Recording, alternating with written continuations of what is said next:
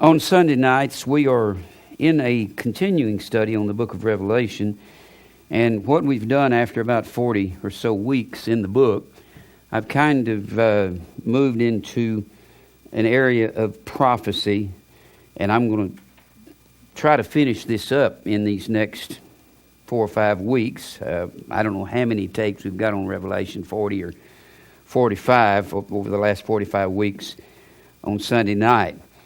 But I'm talking about what's going to happen at the end of time. And I saw a special on TV here back a few years ago, and Leonard Nimoy was Mr.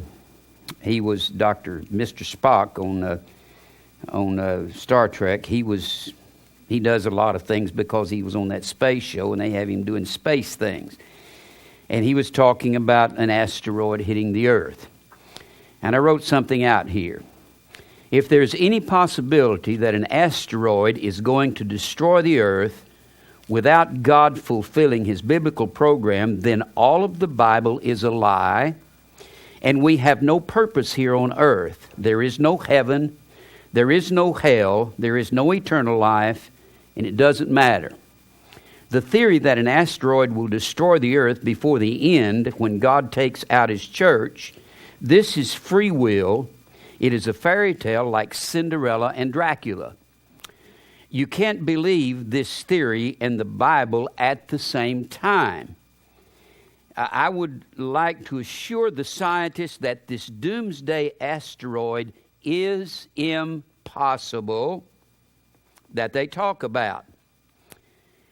They talk about saving the planet when this happens. Let me ask you, can you change the plan of God when you say that at the end, which he has planned, when the Bible says that he knows known unto God are all his works from the beginning, and that he has determined the times before appointed and the bounds of their habitation. He's determined the timing of all things, and it's all written down for us in the Bible. He will melt the elements with fervent heat. Worrying about an asteroid hitting the earth is no problem. In 1996, an asteroid missed the earth as close as the moon that had more power than the entire nuclear arsenal of all the nations on earth. It had more explosive power and would cause more destruction than detonating all the Earth's nuclear warheads at the same time. If you get worried that the Earth is going to be destroyed by a meteorite, call me. I will ease your mind. God is going to take his church out at the last trump, at the end of time, without the earth will be destroyed before that time, without it being destroyed before then. And the fact that somebody says that is ignorance, and that missing us by the length of here to the moon may as well have been on the other side of the universe. God's using that just to throw a scare into some people. Well, he's going to throw scares into the unbelievers, because there's some things going to happen at the end of time that's going to frighten men so their hearts are going to fail them for fear, for looking after all those things that are coming upon the earth. And we've been talking about the earth becoming hardened of heart, and they're not believing God, and they're not believing the truth. And the Bible says there in Proverbs 29, he that being often reproved hardeneth his neck shall be suddenly destroyed, and that without remedy. And that word without remedy is the word marpe, M-A-R-P-E, and that word means with no cure, no way out. It is the Old Testament word for the word that we find over here in the 25th verse, 25th verse of the 21st chapter of Luke. Now we see in the 21st chapter of Luke, we see Israel encamped by armies in verse 20. And God said, when you see this happen, Jerusalem encamped by armies in verse 20. And when Jerusalem is encamped by armies, that came about in 586 BC. And even during the days of Jesus, During the days of Jesus, the garrisons of the Roman soldiers were encamped in and all around Jerusalem. And Jerusalem, Israel was not a state at that time. It was merely Judah and Benjamin, the southern kingdom. They were the only ones that were back from the captivity, no part of northern Israel. Therefore, Israel was not back from the captivity. And then, of course, we know that they have been under these armies for 2,600 years up until May the 14th, 1948. Now, God said He's going to bring 4 judgments. He's going to bring the sword, the famine, the pestilence, and the beast. Now, the reason God's going to bring these, He's when man stiffens his neck. Now, God not only destroyed Israel with these, He also destroyed the beast with these.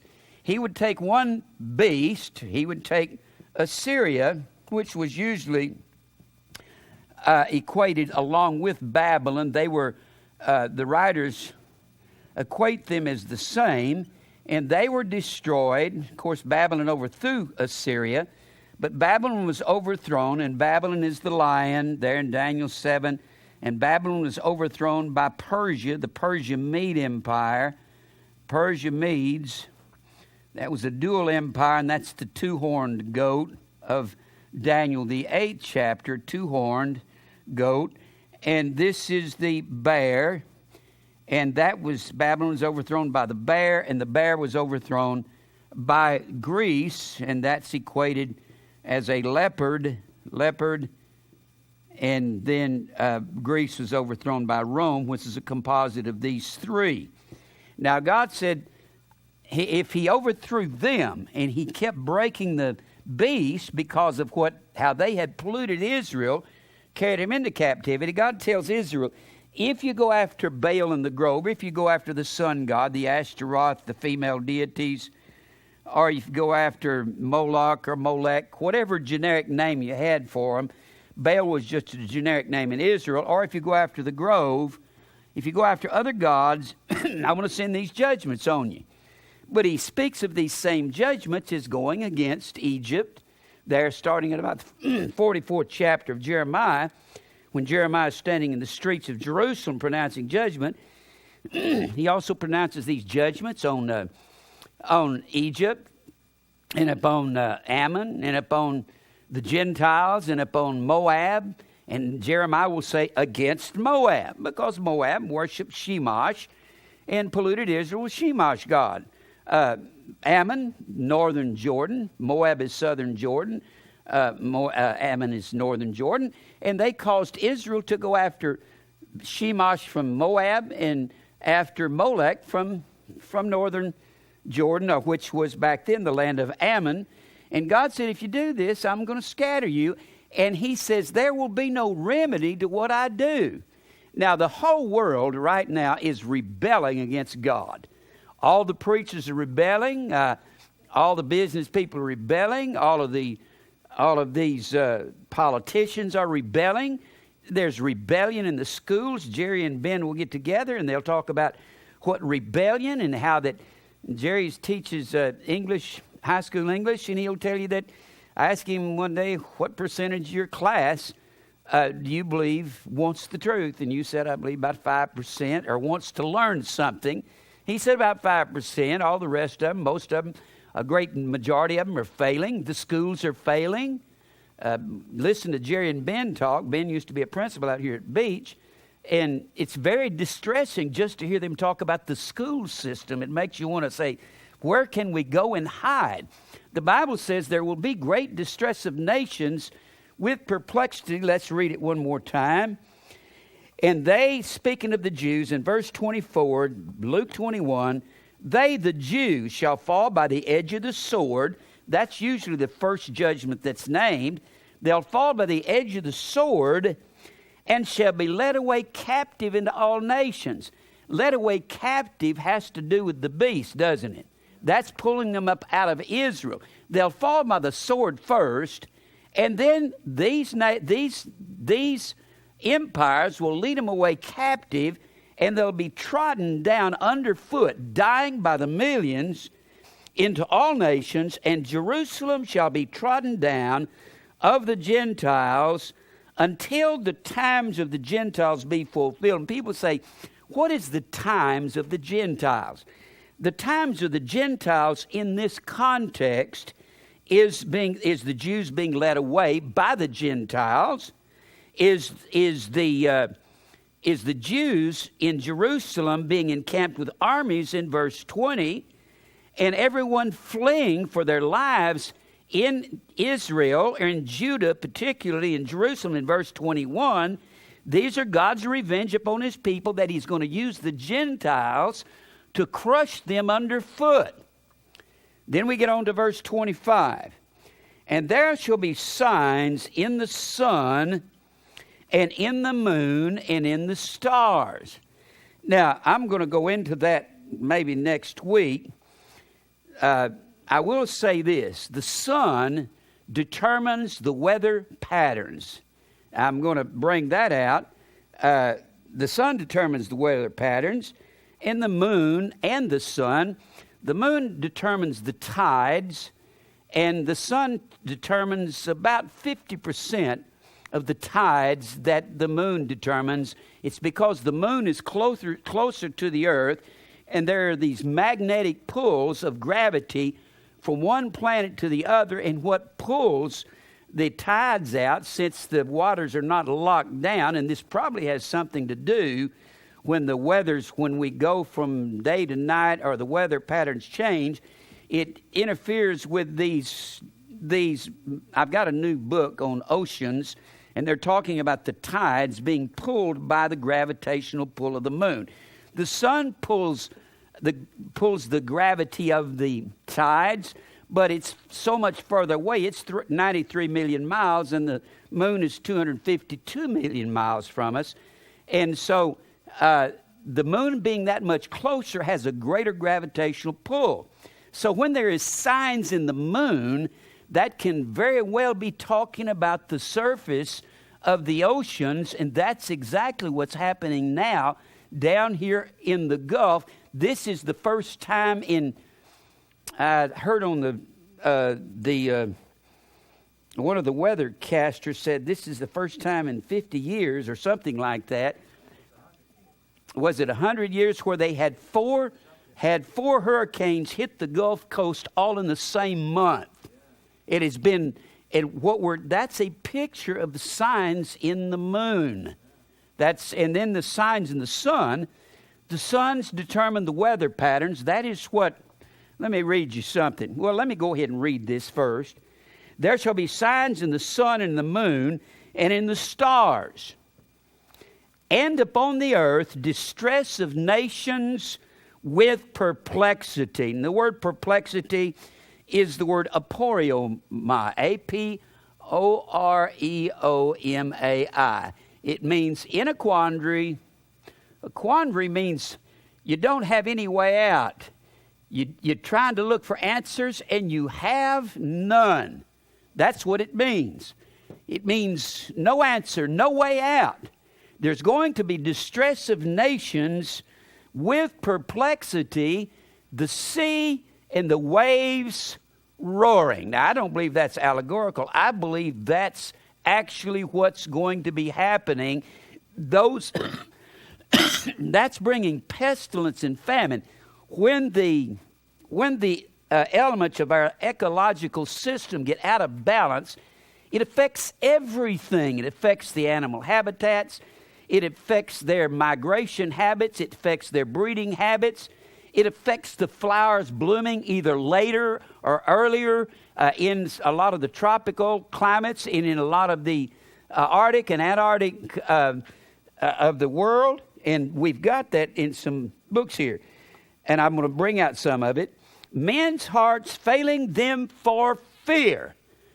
This thing's going to keep multiplying, and I keep saying there are no answers. Men's hearts failing them for fear, for looking after those things which are coming on the earth, for the powers of heaven shall be shaken. And then shall they see the Son of Man coming in a cloud of heaven with power and great glory. And when these things, notice the word begin, not after they've been happening a long time, when these things begin to come to pass. What things are we talking about? The Gentiles treading down the Jews, in Jerusalem being trodden down until the Gentiles cease to tread down Jerusalem underfoot. Not only is Jerusalem not being trodden underfoot anymore, but Israel is not being trodden underfoot because they're a world nuclear power. Then he says, when these things begin, what else? When what else begins? Signs in the sun, the weather patterns, going into an upheaval, the ecological systems turning upside down in convulsions in nature, and that's what we have. Distress of nations with perplexity. The nations are perplexed, and men's hearts are failing them for fear. And then when he says down here in verse 32, verily I say unto you, this generation shall not pass away till all is fulfilled. The generation where the Gentile rule over Jerusalem ceases. That ceased from June the 5th through June the 10th of 1967 in the Six-Day War, when the first time in 2,600 years the Jews threw out the Jordanians who were ruling Jerusalem, and they started ruling Jerusalem. If you'll notice, this is saying Jerusalem shall be trodden down until the Gentiles no longer tread it down underfoot. Well, this is what we're talking about, distress of nations with perplexity. And what are some of these perplexing things that we'd like to put up on the board? How about the economy? That's not going to cure. You can forget that. When they talk about balancing the budget, they're the biggest bunch of liars in Washington you ever seen in your life. They're lying. Back in 1992, when Clinton first ran for the presidency, they said at that time we owed $1 trillion in a national debt. It wasn't within about 2 or 3 years they said we owed $3 trillion. $3 trillion. And they're saying now that we owe somewhere in the neighborhood of $13 trillion. Larry Burkett, who wrote the book, The Coming Economic Earthquake, he made a statement in his book. He said back in 92, he wrote his book in 91, right before we hit $1 trillion. He said every man, woman, and child in America owed on the national debt $300,000 apiece. Now, where are you going to get your $300,000 from, Brian? And where are the rest of you people going to get yours from? We know where Donald Trump's going to get his. And we know where H. Ross Perot is going to get his and where Bill Gates is going to get his. This is impossible. Now, what do you think it is down here? Mary saw a special, and Pat Patterson, who used to be on Clinton's staff, or was it Bush? I think it's Bush's staff. He said we owed closer to $47 trillion, a total impossibility to pay. Completely impossible. We are in a state of bankruptcy. Nobody's declared it up to this time. What they're talking about, somebody said something today, said when Bush entered office, was it you talking about it? Somebody said when Bush entered office, said, Clinton, we had a free debt and we had the budget was balanced. That is a lie. What they mean when they talk about balancing the budget, let's just say we do owe $13 trillion. What they're talking about is interest on $13 trillion. Let's just say this is the interest on $13 trillion. This is the amount of the interest.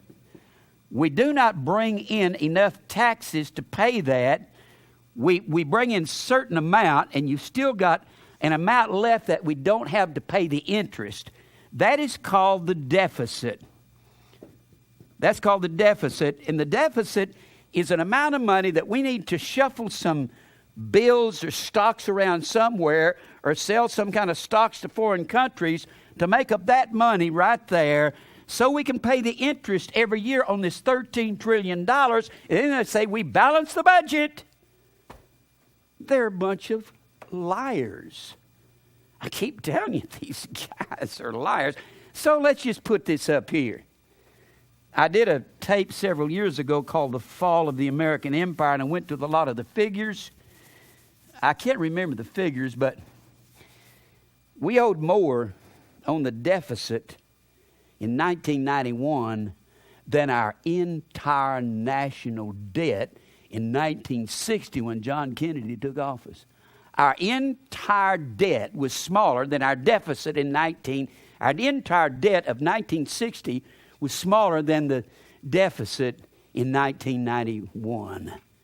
Now, where do you think that we're going? Let's just put that up there. Here's something that there's no answer to. Economy. The Bible speaks of that, doesn't it? When the Bible speaks of the four horsemen of the apocalypse riding, we see the third horse, a black horse, with a man carrying the scales and saying a measure of wheat for a penny and 3 measures of barley for a penny. A penny was a denarius. That was a day's wages. That was a day's wages for a Roman soldier. Day's wages for a Roman soldier or a field hand or a field worker. What they're trying to show us there is that as these horsemen ride, that they're showing that 3 measures of barley. Measures of barley. Barley was the food that the poor men ate. That's oats, oatmeal. Wheat, 1 measure of wheat for a penny. They're showing that it's going to take, in 1 measure would feed a man for a day. A man could feed 3 in his family, work all day long to do that. What that's doing is giving us a ratio or a balance to show what it's going to cost as we get close to the end of time. There's going to be a great famine in the land. So let's put that down up here. Famine. Do we have famine in the world? Well, yeah. And are they going to cure this? When Larry Jones, first of all, don't give Larry Jones a nickel of your money. I wouldn't give him money long before that, before he came along. But when I saw him, I said, no, it's a trick and a gimmick. Larry Jones owns the trucking company and all the companies that ship this stuff, and he's the guy that makes the money off of it. And not more than 12 cents out of every dollar that you give to Larry Jones goes to these children over there overseas in these foreign countries. Don't believe those guys when they say they're sending money over there. I do not give money to these charities. Don't believe in them. First of all, why am I going to give to somebody who don't believe God? So, famine, that's what one of the judgments of God is, isn't it? God repeatedly said, I'll send the sword, the famine, the pestilence. And we've got so many diseases. I can't begin to tell you how much. I've got several books on these world diseases that's going on, and I'm not even going to go into them. But it's much more than Ebola. It's much more than AIDS. The United States government, I've got this one book by this one writer, and he says that it was the Department of Defense that funded the research behind the movement to create the AIDS virus so that we could put this into the water of the Russians and put it into their food, that we wanted something that would destroy their immune systems.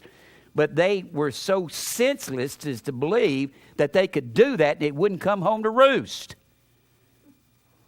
But they document this. One of the columnist and a man who is very educated in this field said it was created by the Department of Defense. Of course, are they going to tell us that? No, they ain't going to tell us that. So we're talking about, I had a lady that she worked, I knew her years ago, worked out here at Vanderbilt. She worked in the one of the labs out there, checking out the different cultures. She said, we've got so many diseases coming in constantly that we can't even keep up with. They had one strep, was it strep? I believe it was a strep virus.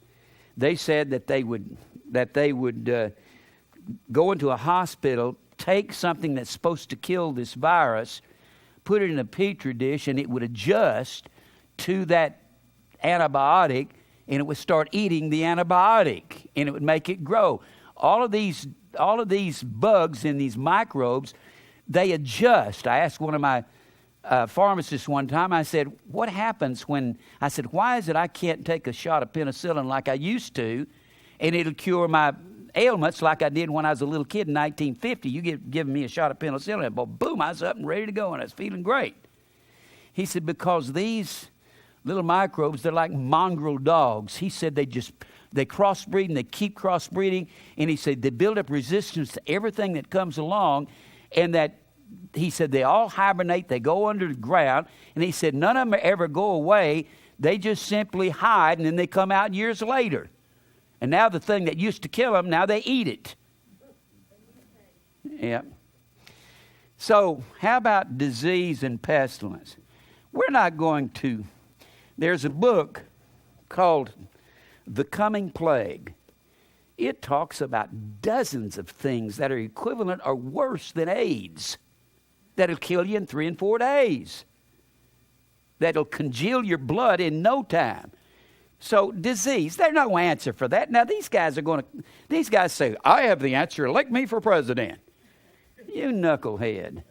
If one of them would get up there and say, I don't have any answers, the Lord's coming, but I'll be the best leader I can till he gets here or till I die, I'd say, hey, I like this guy. If they would tell the truth, but they're not. So disease, that's here. And what about these are not going to be conquered, are they? No. And then you've got Al-Qaeda's coming. It's like I said this morning, George Bush and all the Republicans, and I'm not a Democrat, but they're saying we're going to go over there and we're going to not only make freedom possible, we're going to force this freedom upon all the Islams, which their religion will not allow them to have democracy and capitalism, because they're completely committed to Allah. And they're going to keep coming. I said it this morning, they remind me of the Huns and the Gauls and the Goths and the Visigoths and the Mongols.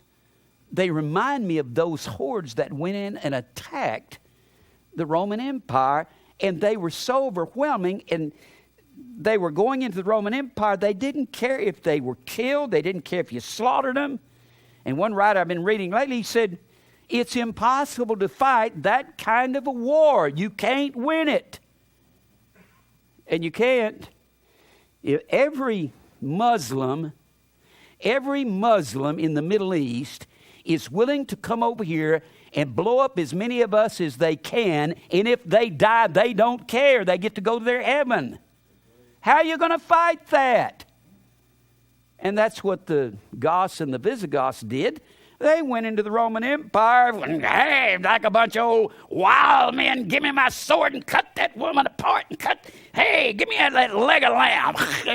Like a bunch of barbarians, that's what they were. They lived to eat and riot and kill. That's it. I think that's what Al-Qaeda is living to do.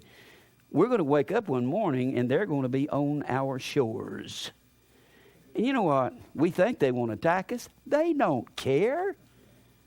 If they commandeered a luxury liner, got a whole bunch of them with all kinds of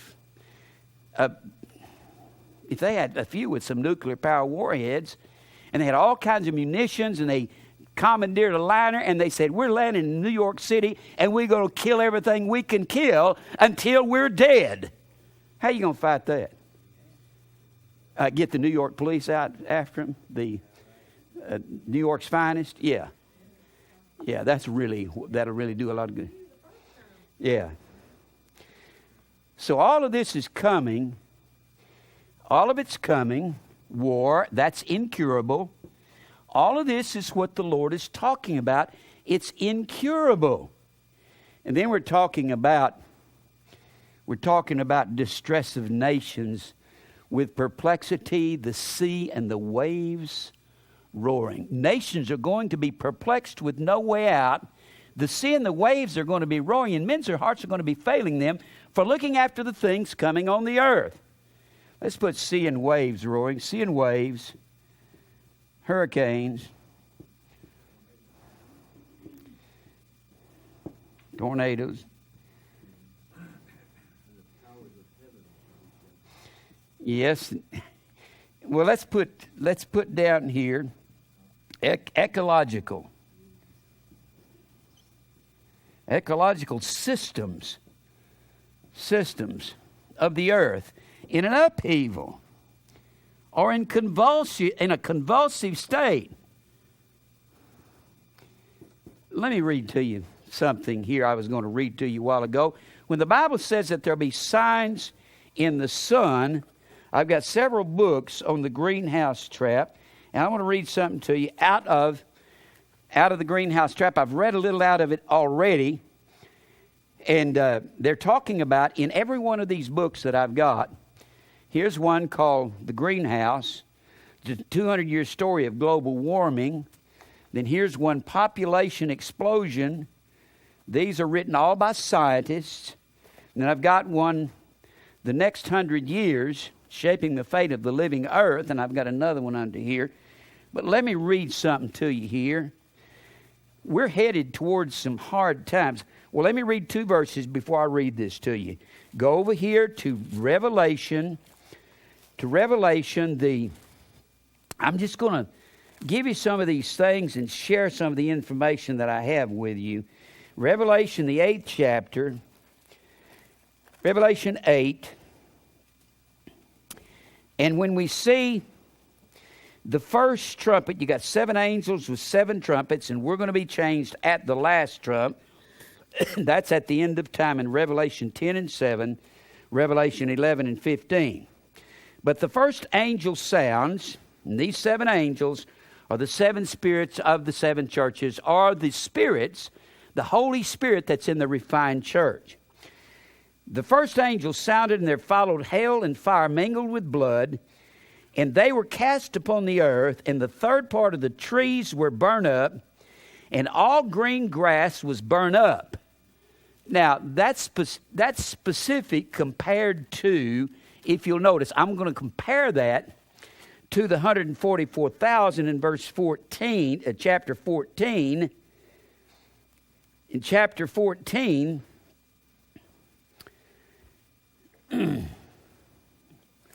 was it 14? I have drawn a blank. It's the wrong verse, I believe. I've got the wrong verse. I'll find it in a minute. I went off on the wrong. Hold on here. Oh, I can't find the verse I'm looking for. I just kind of went blank. Y'all have to excuse me. Go back to chapter 8. And the third part of the trees was burned up. And the second angel sounded as it were a great mountain burning with fire, was cast into the sea. And the third part of the sea became blood. And the third part of the creatures which were in the sea and had life died. And the third part of the ships were destroyed. And the third angel sounded, and there fell a great star from heaven, burning as it were a lamp. And it fell upon the third part of the rivers and upon the fountains of waters. And the name of the star is called Wormwood. And the third part of the waters became wormwood. And many men died of the waters because they were made bitter. Now, not only this is going to happen, but the fish in the seas are going to die. Look over here in the 16th chapter. Go to the 16th chapter. Oh, I know the verse I'm looking for here. Yeah,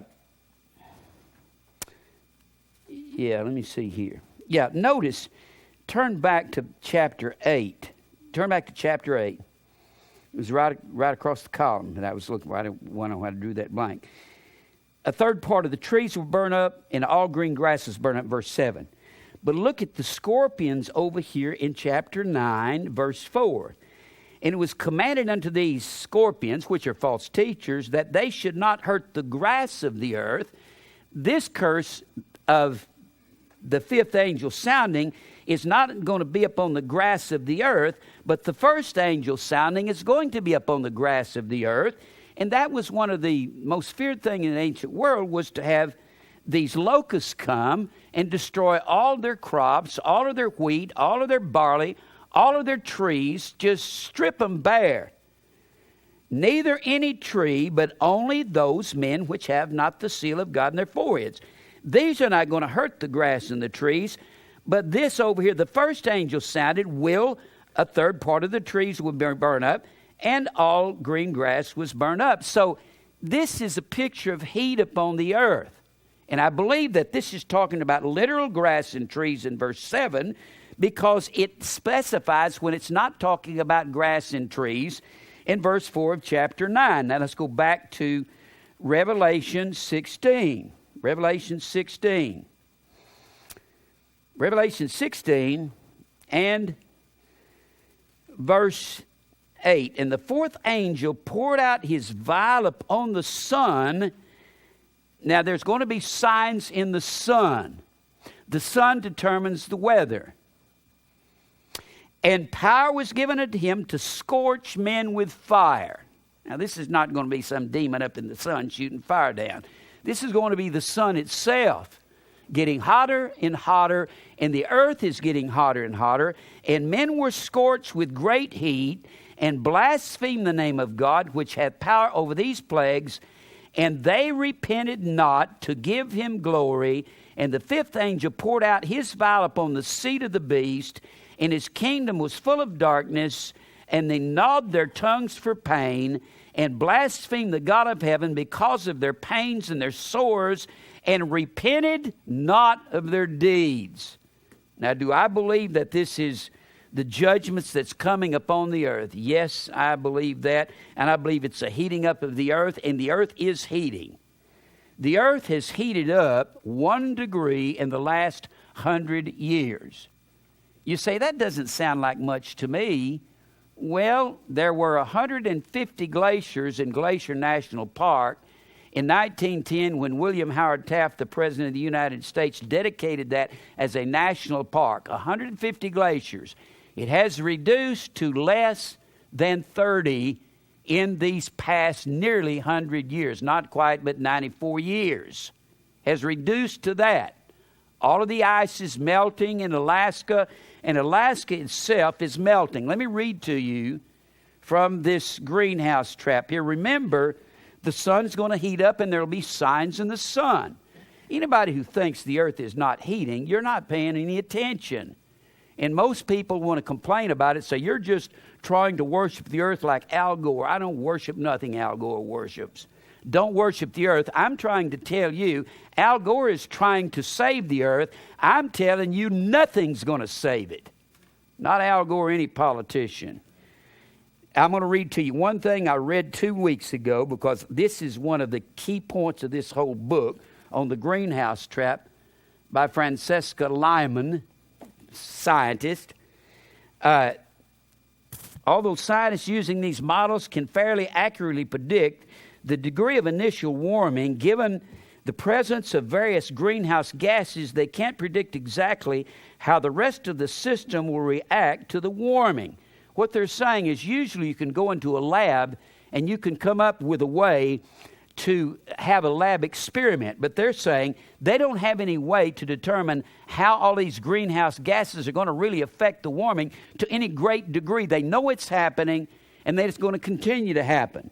Scientists just don't know, as renowned environmentalists Barbara Webb or Rene Dubas put it 2 decades ago, whether the tiny pebble that gets moved is all that wedges a great boulder securely against the mountain wall. What they're saying in here, they don't know if we're going to come to a step in this global warming thing where it's going to knock out this pebble that holds up this gigantic ecological system that's going to come crashing down on the people in the world. And he goes on to say, we overestimate our ability to predict. The scientific goal at this point is not to make predictions, but to discover if predictability is possible on seasonal to decadal scales. They said, we can't even tell if we can predict. We want to predict. We want to know if we can predict to predict. They don't even know what's going to happen. And it's been happening to a great extent. Broker says, this is one of the scientists, the greenhouse gas buildup has become an inescapable product of our civilization. Now, let me read to you here about the weather patterns issue from the sun. If there's signs in the sun, listen. Almost a third of the sun's radiation that reaches the top of Earth's atmosphere is reflected back into space. Another 20 to 25% of incoming solar radiation directly warms the atmosphere and clouds, which absorb the heat and then re-radiate it in all directions. The remaining 45% or so reaches Earth's surface either directly or as diffused radiation that the clouds and atmosphere have scattered. More than half the solar energy that reaches Earth evaporates water or melts ice and snow. The sun's energy also directly warms air and land surfaces. This process is called sensible heating. Such heat is transported, for instance, when warm, dry winds blow into cooler regions or when the bodies of water warm adjacent land masses. In this way, oceans and lakes buffer the climates of coastal regions, keeping temperatures more moderate than those found inland. In a nutshell, weather issues from the sun. That's their words here. If there's going to be signs in the sun and weather issues from the sun, could we say that there's going to be signs in the weather? Sure we could. The tropics are warm because more intense solar radiation falls in equatorial zones. Polar regions are cold because they receive less polar energy. The temperatures between the equatorial and polar regions drive the wind and water cycles that determine global weather patterns. Then he goes in, I'm skipping some places here. Historically, by cutting down forests, which we're doing all over the world, we're destroying millions of acres of the rainforest of South America. And you say, what is that to me? I told a guy this one time. He said, I'm going to be out of here. It ain't going to matter. I'm getting out in a pre-trib rapture. I said, you're stupid too. We get our oxygen from the plants through respiration and through the processes of the plants breathing off oxygen. That's where we get it from. By cutting down forests, overgrazing rangelands, or failing to let agricultural lands lie idle long enough to replenish their fertility. Guess what? That's what Israel did, didn't they? This isn't a religious book, but yet he's quoting the same thing Israel did when they had sabbatical years and they never kept them. It was because of their greed. Failing to let agricultural lands lie idle long enough to replenish their fertility, humankind has created deserts and wastelands by doing that. And when you create a desert, they tell us, these scientists tell us in these books, when you create a desert, or you create like they created out here in the Oklahoma Territory back in the early 1920s, when they created that Dust Bowl out there. It's because they had a bunch of ignorant farmers that wouldn't rotate their crops. And what it does, it burns the land up. And when the land burns up, the light reflects off the sun, burns all the clouds up, and it takes forever to get that land back in shape. As Rutgers biologist David Ehrenfeld writes of so-called desertification, when the vegetation is reduced, more light-colored, bare, sandy soil is exposed, and this increases the albedo or reflectivity of the landscape. That's just what I was told you. When the albedo increases, more sunlight is reflected, and the land becomes somewhat cooler. Air passing over this landscape is heated less than usual and tends to rise less. This, in turn, decreases cloud formation, which decreases rainfall. It burns up the clouds, which has no rain. And God's got an ecological system. He said, leave the land alone every 7 years, and Israel didn't. Lower rainfall prevents the regrowth of vegetation. The albedo increases further, etc. And so the deserts expand because of man's greed. Isn't that something? I'm going to stop on this, and I'm going to go over to, we speaks of the human fingerprint on the climate is obvious. Gosh, there's so much in this. I wish I had time to just read it all to you. But I want to read something to you out of the, he goes into El Nino in here. He talks about the Greenland and West Antarctic ice sheets contain enough water to raise sea level about 22 feet, while East Antarctic has enough ice to raise sea level over 190 feet. How far do you think, when you raise it that far, how far do you think the shore is going to go inland? In one of these books, they said for every foot, it goes inland like, I can't remember what it is, 10 to 15 feet. Goes inland. If you can imagine, it would destroy most of the seacoast towns all over the United States. And that's what they say is happening. And he goes on to say, especially hard hit would be Carolinas, where the slope of the shoreline is so gradual that 1 foot rise in sea level could push the shore back miles. 1 foot rise in Carolina. Well, what would 190 feet do to them? That would put the seashore close to Knoxville. Whew. Wouldn't that be something? Louisiana's prospects may be the most unsettling of all. According to EPA's Titus, the entire port of New Orleans might have to be moved. And he goes on into Louisiana's wetlands. 45% of this raise in the of the loss of the wetlands due to this heating of the Earth's surface would be in Louisiana. And just pull the seashore just in up about halfway up to Monroe. You see that when the hurricane hit the heat down there, because when they cut all the trees down, it totally devastated the entire island. Because they had raked the land so much that it took it out. Did y'all get one of these? I tried to order some more. They were out of them down at Books A Million. I asked them if they could get me about 10 of them. I don't know if any of y'all might want one, but I'm trying to order some right now. But they're talking about, in this National Geographic, they're talking about devastation in this.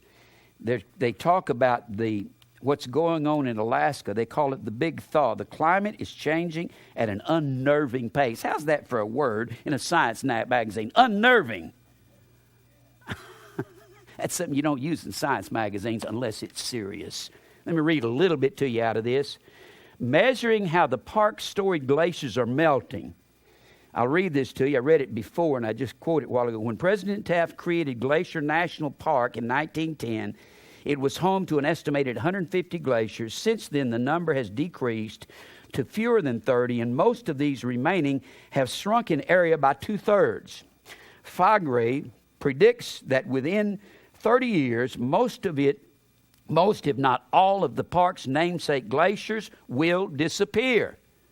Well, if the Antarctic starts melting and Alaska is already melting, the tundra, which is the permafrost that you walk on up there, it's already sinking. Some houses, they say in this article, let me read it to you here. NASA's repeated laser altimeter readings show the edges of Greenland's ice sheet shrinking. Spring freshwater ice breakup in the northern hemisphere now occurs 9 days earlier than it did 150 years ago. And autumn freeze up 10 days later. Thawing permafrost has caused the ground to subside more than 15 feet in parts of Alaska. That means if you are on a house on level ground, your windows to the bottom floor can be down in the ground somewhere about 6 or 8 feet in the ground. And that's what's happening. I've got a film called Alaska's Melting, and it's very frightening to watch. From the Arctic to Peru, from Switzerland to equatorial glaciers of Iranian Jaya in Indonesia, massive ice fields, monstrous glaciers, and sea ice are disappearing fast. This combination of effects has played the major role in raising average global sea level between 4, let me flip over here, between 4, that's the wrong page.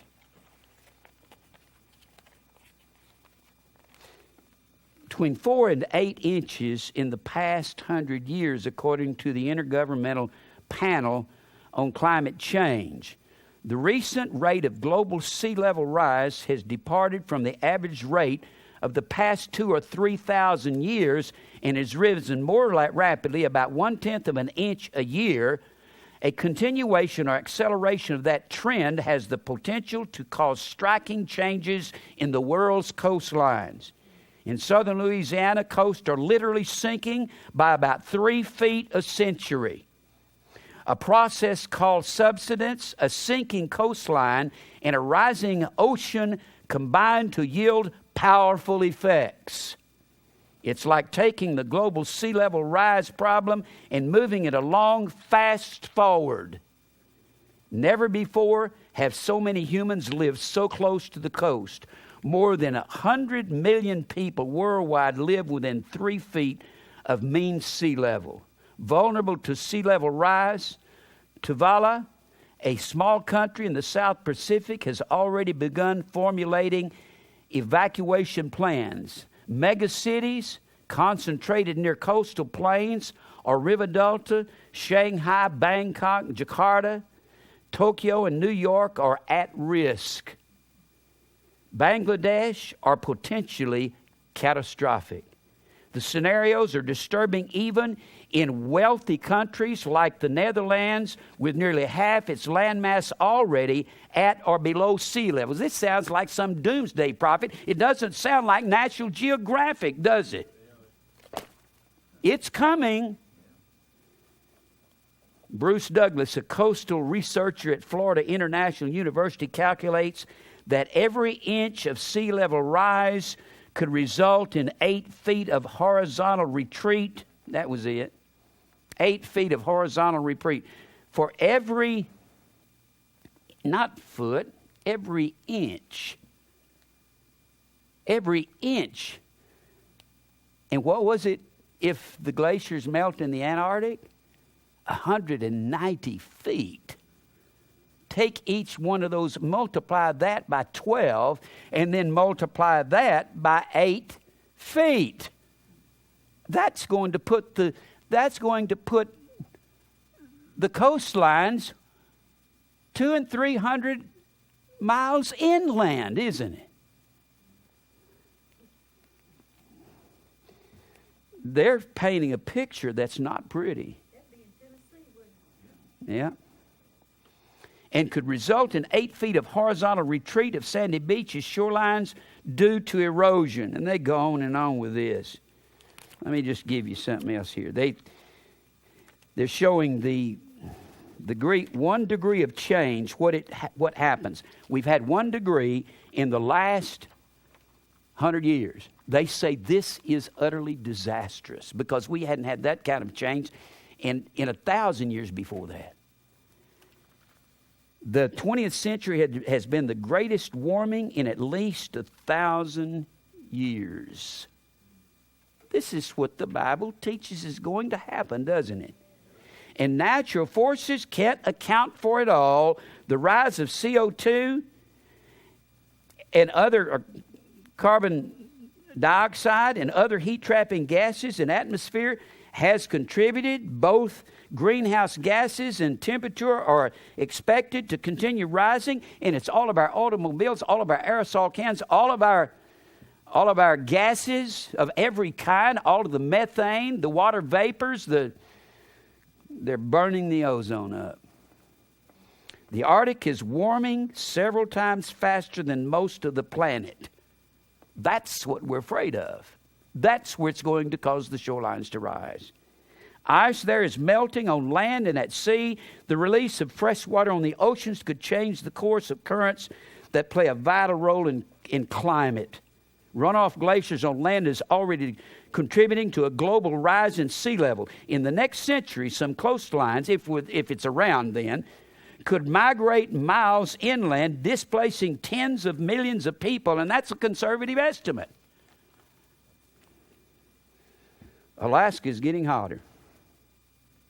And they got all kinds of pictures in here of all the fires they're having in Alaska because it's burning up. It's like a tinderbox up there. It's drying up.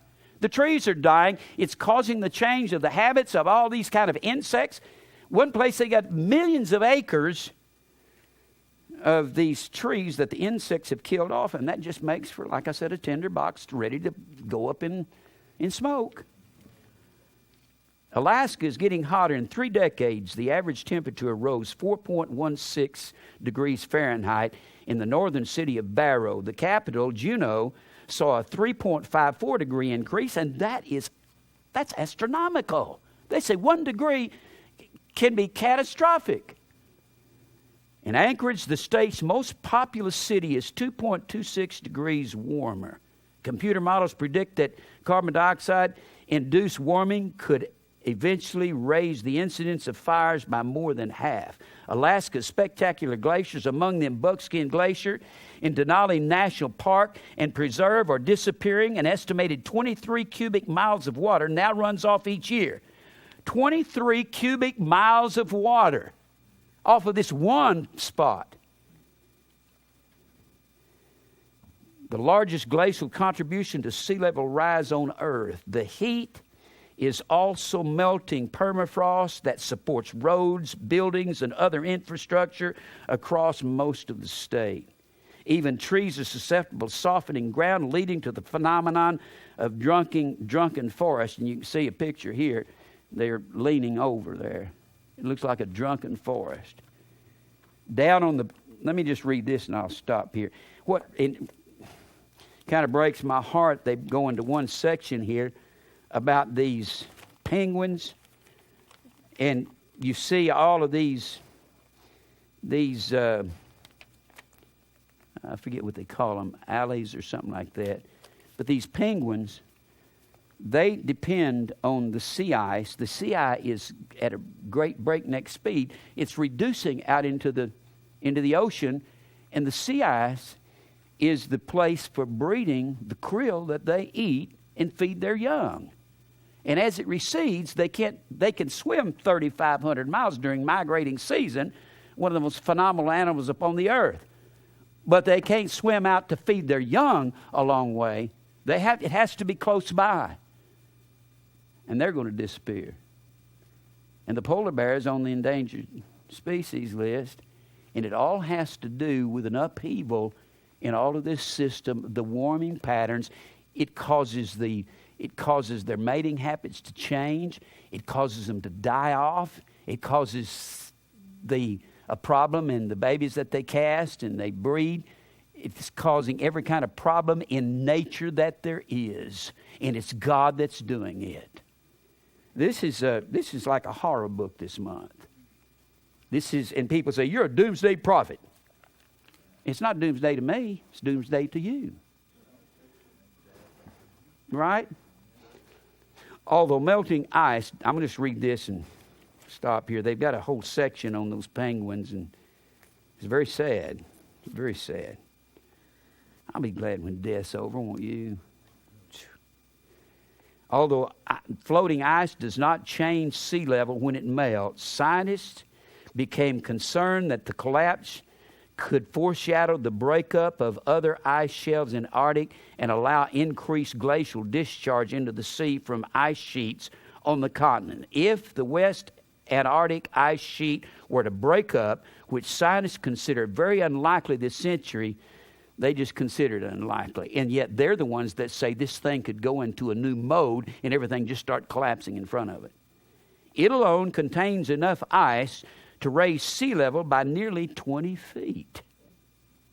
This is just one ice sheet in the Antarctic.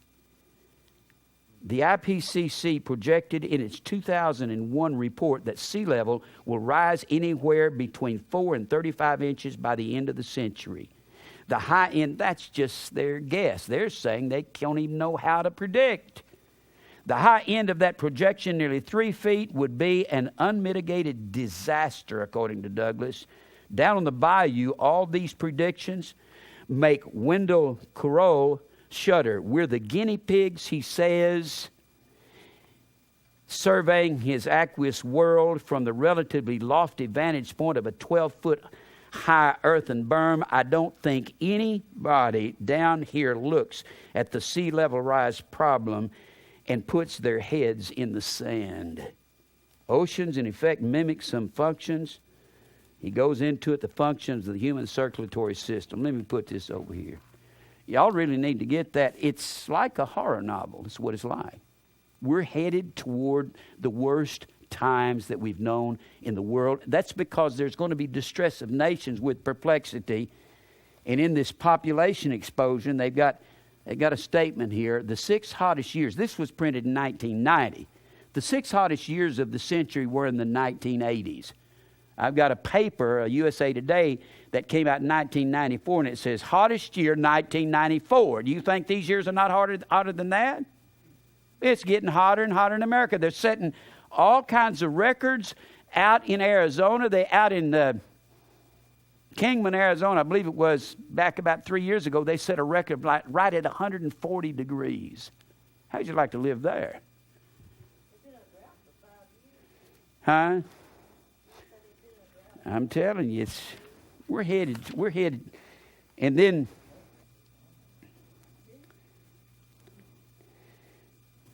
I'll just read a little. This is out of the Greenhouse, the 200-year history of global warming. The Environmental Protection Agency estimates that a 2-foot rise in sea level will eliminate between 17 and 43% of U.S. wetlands, with more than half the loss taking place in Louisiana alone. And it's going on, and this is the next 100 years. I'd take too long to read what they got in here. When the atmosphere warms, so does the surface temperature of the sea. When the atmosphere warms, so does the surface temperature of the sea. Do you know what's causing all these hurricanes? The surface temperature of the sea in the Atlantic coming over from Africa. It warms up as it comes this direction. That's what's causing it. The storms, known variously around the world as hurricanes, typhoons, and tropical storms, may increase in intensity. Well, guess what? They are. Isn't that funny? What's that body of water? Huh? El Nino, yeah. They owe much of their energy to warm sea surface temperatures. In fact, they often cut themselves short before reaching maturity when the spinning, raging winds stir up cooler water from below the surface and kill the winds. And he goes on, there will be a general warming of upper layers of the sea, with biggest change coming, according to Emmanuel's preliminary estimates, in partially enclosed ocean basins like the Gulf of Mexico and the Bay of Bengal. In such places, hurricanes could be more powerful by as much as 60%, even with only a very slight warming of global sea surface temperatures. So if it heats up a lot, what are we going to have? 300, 350 mile-an-hour winds in a hurricane? And the hurricanes we had hit, what was it? Ivan had fastest winds in the history of hurricanes hitting the Gulf? I believe it was Ivan. And then he says, with the warming, some parts of the country may become chronic hard luck cases. Supercomputers paint the future with such a broad brush that they cannot tell which state or nation state will be winner or loser. People who live along coastlines have special reasons for concern. Revell estimates conservatively that we will probably see a 1.5 foot rise in sea level in the next 100 years. It may come sooner than that. Just yesterday in the news, they were talking about Mount St. Helens. The earthquakes are starting to tremble there because of the ice melting there. You know what this is? This is the earth is having birth pangs, is what it is, isn't it? So, no, you think, hey, run for presidency on curing the sea and the waves roaring. I, as your president, I will stop the hurricanes from hitting South Florida, and if you will elect me, come on, you guys, get with it.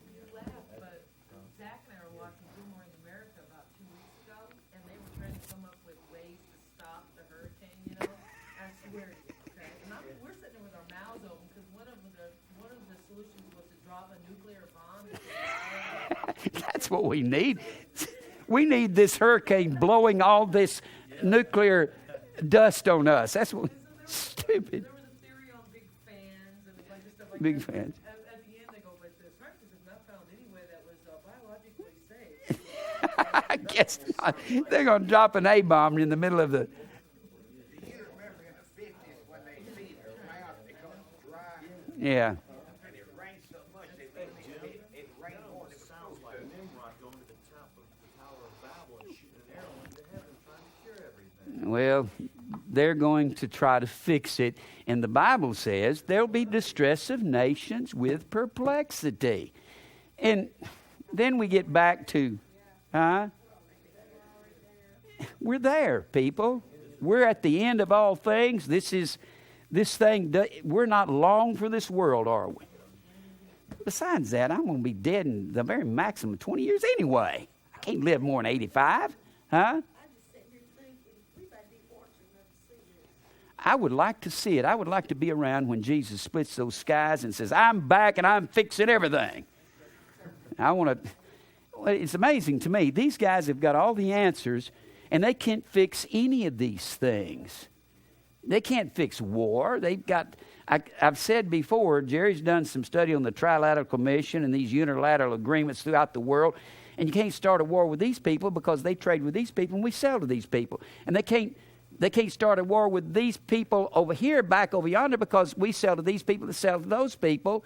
And we can't fight. Nobody can fight anybody. And the thing is so complex, nobody understands it. It's all tied to money. And it's the emissions that we're putting into the air that's burning up the ozone that's causing this. There are three... In the greenhouse trap, they say there are three gases. There are three gases that have a molecular structure that will allow heat in, but will not allow heat to go out. One is carbon dioxide. One is methane gas.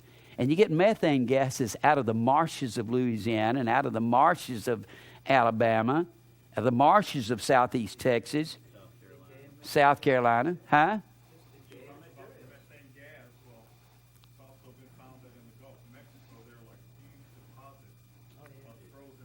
Yeah.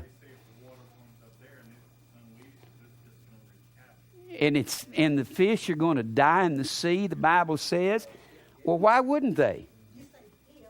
And these scientists say that you've got that when the glaciers start melting, that in this ice there is methane gases, there's water vapor, and then you've got carbon dioxide. We're emitting all of this into the air, and it is causing the greenhouse warming. It will let the heat in, but those are trapping the heat in. Their molecular structure will not allow the heat to go out. I didn't say that. These scientists, I can't explain that. I can just tell you what these are not people that has an axe to grind, biblical axe to grind. These are scientists. It's what they are. They're telling you what's going to happen. And I didn't read some cult book a while ago. I read out of the National Geographic this past month. And it reads scary, doesn't it? Huh? Remember years ago the chariots of the gods, that movie they had out there? Yeah. They showed a map back then. Now, this was quite a few years ago. The coastline was all ate up. There was no more Louisiana, you know? Yeah. And it's predicting the same thing. Yeah. Well, we're headed towards, and you look at Middle Tennessee. We used to have 4, 5, 6, 7, 8-inch snows here. We had 4, 5, or 6 of them a year. Big snows with big drifts. We don't have any anymore. If we get some flurries during a cold day, we're doing good. And if they say that Middle Tennessee hasn't heated up, I'm going to say, you guys are nuts. Certainly it's heated up. As a younger person in Louisiana, we used to have seasons, like spring, Yeah. now you only have summer and summer. That's it. This gets cold. Well, it's all heating up. And they're... Like 70, 80 degrees down there. These guys are talking about if some of their predictions come true, there's going to be balmy weather in New York City in the middle of December. It's going to be Florida weather. And I don't like it. I don't feel like all this happening, but I look forward to it knowing that the judgment of God is coming. That's what we're headed towards. Yeah. Mike, how much time do I have? 23. Well, let me get on with some of the other signs. Is this kind of frightening to y'all? It doesn't scare me personally. It's kind of exciting. I hope it happens. I want to be here when this thing starts exploding, because I believe Al-Qaeda's coming. I believe they're going to bomb us. I believe they're going to blow us up. I believe that there's not going to be any cure for that, and they're going to come up with newer ideas rather than just kidnapping somebody. They're going to decide to come over here and say, well, we're going to turn one man loose on this neighborhood, and you're not going to know where it is, and we're going to have him killing 20 or 25 people in some upper neighborhood, and then you're going to find out we are going to win because we don't care if we die. They're going to come up with a lot more tricks because they got nothing to lose. They believe in dying for their religion, and we don't. They got unlimited men. Huh? They have unlimited. How many people they got? If they wanted to put 1,000 soldiers on a ship and bring them over here and just turn them loose on New York City before they all were killed, what kind of damage do you think they could do? A whole lot more than blowing up 2 buildings. Well, they say they're coming across the Mexican border. They're coming from every direction. Yeah, they're even teaching in schools now here in the United States. I believe we're headed towards the end of time. We see the sword, uncurable. We see the famine, that's uncurable. We see the pestilence, it's uncurable. It's like I said earlier, when when Pat Robertson says, our Operation Blessing, we're going to feed the children in India. There are 1 billion people in India. And Pat Robertson feeding the children in India, I've said this before, it's like taking a crumb of bread when the birds out are migrating south for the winter, and it's like going out there and you see 1 million blackbirds and you got a crumb. Say, I'm going to feed these birds out here. That's the same thing as Pat Robertson saying he's going to feed the children of India. That's insane. In India, which is a lot smaller than the United States, a little larger than the size of Texas or somewhere about that size, there are 1 billion people, 4 times as many people as we've got in the entire United States. How are you going to feed that? That's insane. Is what? What?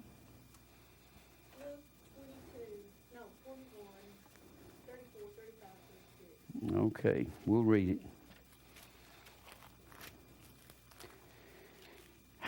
I get real distressed because people can't see and they're blind, and I know God's got them blind. What did you say, Mary? 21, 21. Oh, okay. And take heed to yourselves, lest at any time your hearts be overcharged with surfeiting. The word overcharged is the word baruno, B-A-R-U-N-O. It means to be weighted down. That your hearts, your understanding, should be weighted down with surfeiting. The word surfeiting means to pale or have a headache as a seizure of pain due to drunkenness, due to gluttony. It's a hangover, it's what it is. From not drinking literal booze, but from being spiritually drunk.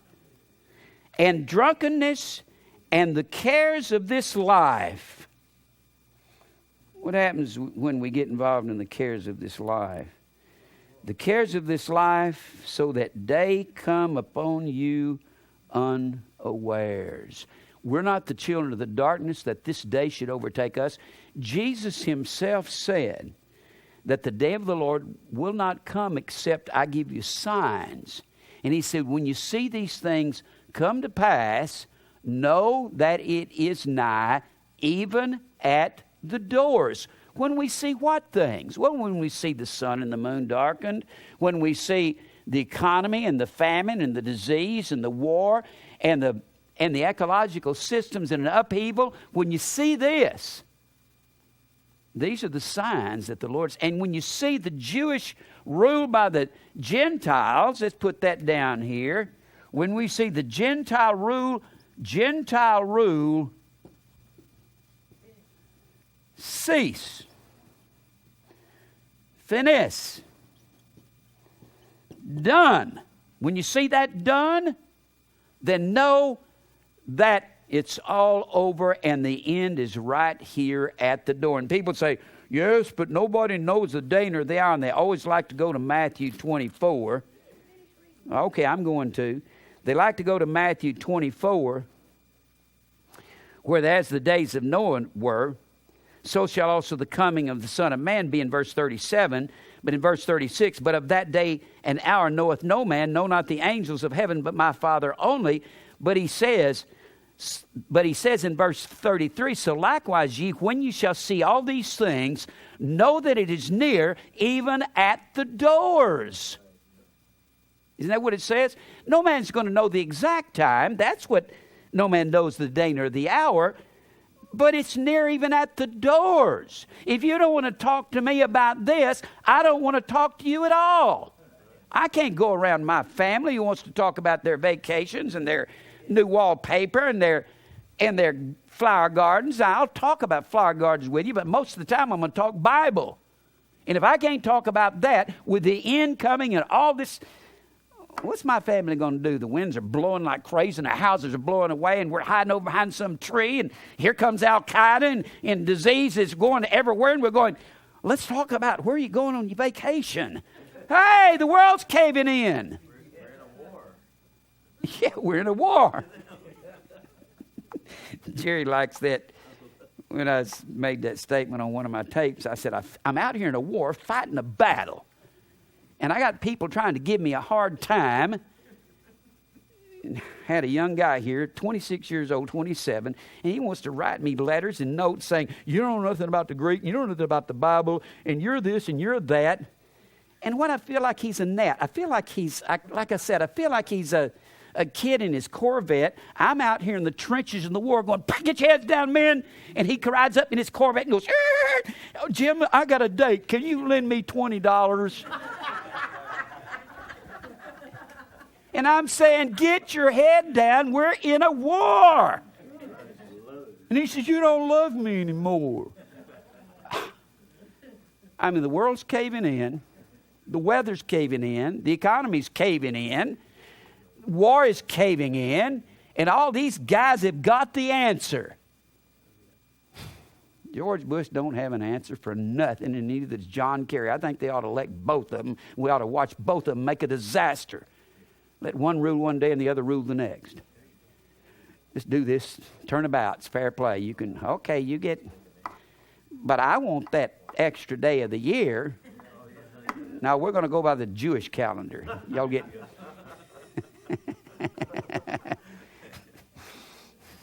All right. Now, where was I? Back over here. And the cares of life, so that day shall come upon you as a thief, unawares. For as a snare shall it come on them that dwell on the face of the whole earth. Watch ye therefore, and pray always, that you may be accounted worthy to escape all these things that shall come to pass, and to stand before the Son of Man, because that's what we're going to do. And Jesus is going to come back. He's going to split the skies. And you know when he's going to split the skies? When everything is undone and all your work is not finished, and you're going to be on your way to pay your light bill, and you're going to be on your way to pay your house note, and hey, I got my last payment in the checkbook, and I'm fixing to pay my car, zap, it's over. And while you've got an ache or a pain, I got to go see the doctor, and I got to wash the kids' clothes. Well, I'm sorry, you don't have time before eternity to do it. Yeah. Yeah. He's going to stop all of this. He's not going to have an ending like a movie. It's not going to be an ending. I mean, movies are stupid. It's like, look at there. I've always wondered about riding down the street and say, what's happening over there? Where they're having an ending? You know, we think that God is going to finish up everything for everybody. Don't we think that? It ain't going to finish. He's going to stop us right in the middle of everything and say, it's finished, it's over. Well, wouldn't that be great to happen? Now, we kind of have had just fun talking. I do too. I feel good about it. And you know, it's serious. People ask me all the time, does this, after I preached on the Christ Mass this morning, several people come up and said, does this bother you? You know all this stuff? I said, yeah. It bothers me every day. I know all these things. I can't talk to my sister, my brother-in-law, and my brothers, and my mother, and my sister-in-laws, and my brother-in-laws. I can't talk to them. They don't talk about this, and the world's falling down around our ears. Yeah. Well, my family's scared of me. They know if they listen to me, they're going to have to face some things, so they just don't want to do it. All right.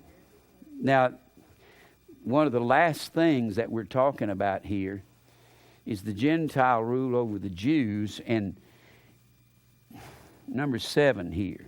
How about that for a final number I'll talk about? Number 7. Number 7, the way we're going to know the end of time, that's what we're talking about. The way we're going to know the end of time is that there's going to be an attack upon the church, and I believe, and Israel. Attack upon the church and Israel. Now, no one can cure. I said this last week. No one is going to cure this. George Bush and Colin Powell and Donald Rumsfeld, they're trying to cure this. That little nation there. And Israel, if you're Orthodox Jew, and you take the book of the law, Genesis, Exodus, Leviticus, Numbers, Deuteronomy, then you know that God said, Jehovah God said, the land is mine, there in the 25th chapter of Leviticus. And he said, it will not be sold to anyone, even among the tribes of the Israelites. It can't be sold. And they're negotiating to give the Gaza Strip and the West Bank, they're negotiating it to give it to the Palestinians to have a state of their own, to give it to them. I keep saying this. Any prime minister of Israel who does that is going to be killed by an Orthodox Jew because they believe in the book of the law. There is no answer for that. It's not going to happen.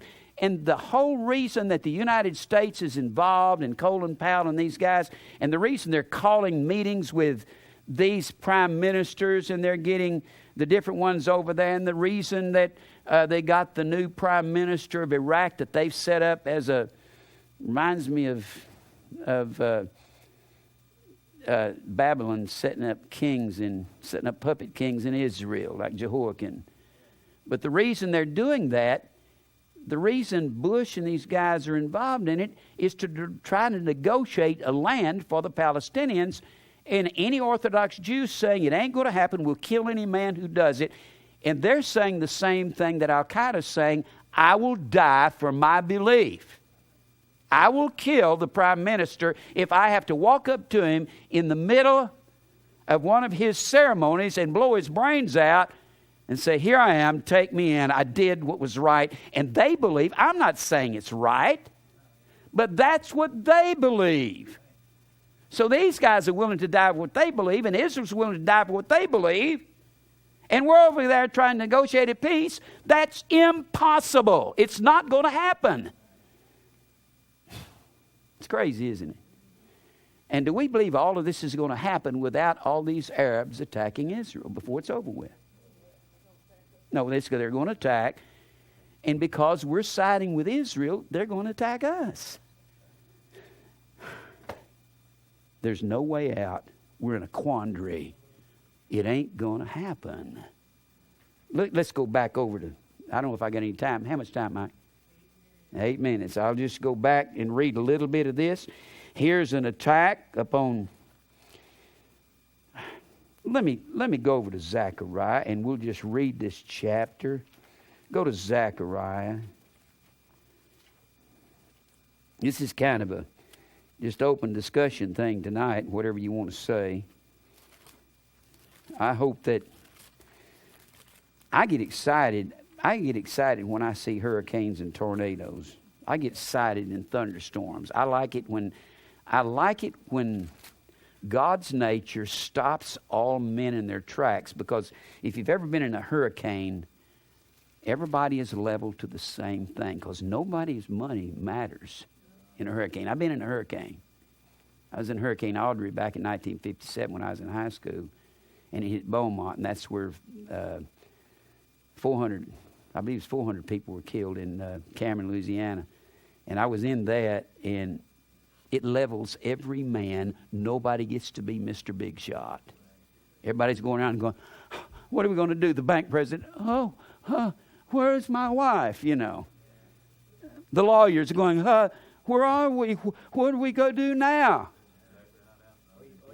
Huh? And they don't know, and they're not big shots anymore, and their money doesn't mean nothing. Or you sit down and you got no electricity, you got nothing cold to drink. Yeah. You And being a big shot don't mean nothing then. Wait till God makes all this stuff explode and the stock market crashes and God sends all of these storms and disease and there's no way out. I want to look at the fancy people. Say, I thought you was fancy. You know. I knew I wasn't fancy. I'm going to sit over here and wait till God kills me or something happens, and I just want to watch you. Yeah. I'd like to see him. Wouldn't you like to see him while the judgments of God are falling on the earth? Look here in Zechariah. Look here in Zechariah, the next to the last book of the Old Testament, and look here in chapter 12. I'll just read this. Chapter 12. Verse 1, the burden of the word of the Lord for Israel, saith the Lord, which stretcheth forth the heavens, and layeth the foundation of the earth, and formeth the spirit of man within him. How's that for predestination? Behold, I will make Jerusalem, we're talking about Jerusalem being trodden down of the Gentiles. I will make Jerusalem a cup of trembling unto all the people round about. It is a cup of trembling, isn't it? Everybody is scared. To drink of a cup was meant to undergo a severe ordeal. And God says, I'm going to make Jerusalem a cup of trembling unto all the people round about when they shall be in the siege, both against Judah and against Jerusalem. This is talking about when Jerusalem is camped by armies. The ones that I'm going to make it a cup of trembling, they're not going to know what to do with Jerusalem. I'll make them pass Jerusalem from one nation to the other like a piece of hot coal. Here, I can't handle them, you handle them. And that's what went on for the last 2,000 years. And in that day I will make Jerusalem a burdensome stone for all people. All that burden themselves with it shall be cut to pieces. And I believe that's also a prophecy about the church. Church is spiritual, heavenly Jerusalem, the church of the firstborn. That is spiritual Jerusalem. Though all the people of the earth shall be gathered together against it. All the people of the earth shall be gathered together against Jerusalem. I believe all the people of the earth are going to be gathered together against the church. And you know what? We're against literal Israel because the United States is not giving them truth. You can be against somebody more than one way. We're wanting to take over the world. If there's been a nation that wants to manifest destiny and have globalization where we're the rulers, there's nobody been worse than us. Not Adolf Hitler, not the Soviets, not Joseph Stalin, not Napoleon. We want to force the world to accept democracy and capitalism so they can be free in their sin like us. In that day, saith the Lord, I will smite every horse with astonishment and his rider with madness. I will open mine eyes upon the house of Judah and will smite every horse of the people with blindness.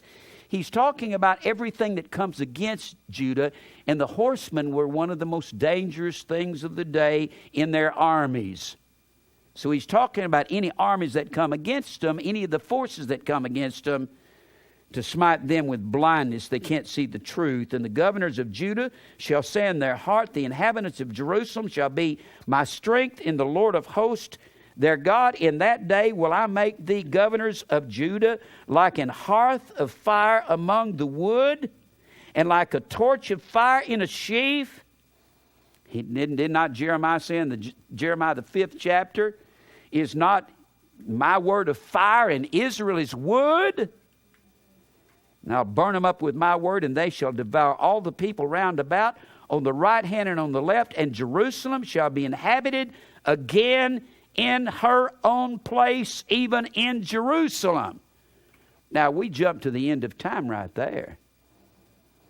Because they had, at this point, they had inhabited Jerusalem, and they didn't inhabit it up to the time of Christ. They weren't even you say the Jews were in Jerusalem. It was the Romans that were ruling in Jerusalem.